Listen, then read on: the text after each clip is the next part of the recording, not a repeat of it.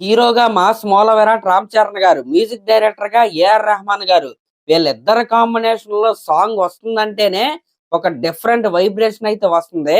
అలాంటిది వీళ్ళిద్దరూ కలిసి చేస్తున్న జోనర్ ఏంటంటే అల్ట్రా మాస్ విలేజ్ డ్రామా అన్నమాట.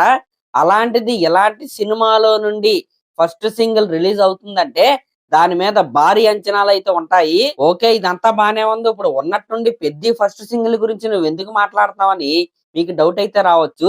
ఈ సినిమాకి సంబంధించిన ఫస్ట్ సాంగ్ ఏదైతే ఉందో అది మనం అనుకున్న దానికంటే ముందే మన ముందుకైతే రాబోతుంది.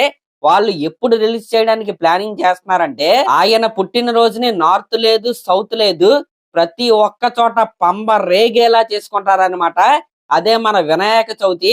అవును, ఇప్పుడు ఆగస్టు 27న రాబోయే వినాయక చవితి రోజు పెద్ద సినిమాకి సంబంధించిన ఫస్ట్ సింగిల్ ని రిలీజ్ చేసే ప్లానింగ్ లో వీళ్ళైతే ఉన్నారు. వినాయక చవితి రోజు పెద్ద ఫస్ట్ సింగిల్ ని రిలీజ్ చేస్తారు అనే న్యూస్ వినగానే నాకైతే చాలా పాజిటివ్ వైబ్స్ అయితే వచ్చాయి.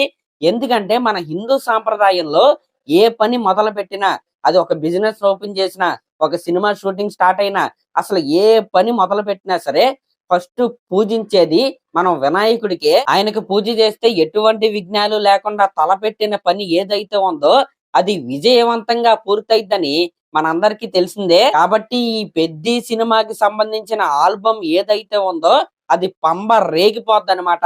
దీంట్లో ఎటువంటి డౌట్ అయితే లేదు. ఇంకా పెద్ద సినిమాకి సంబంధించిన షూట్ అప్డేట్ ఏంటంటే ఈ జూలై 30 నుండి ఈ సినిమాకి సంబంధించిన ఒక అదిరిపోయే సాంగ్ నైతే వీళ్ళైతే షూట్ చేస్తారు.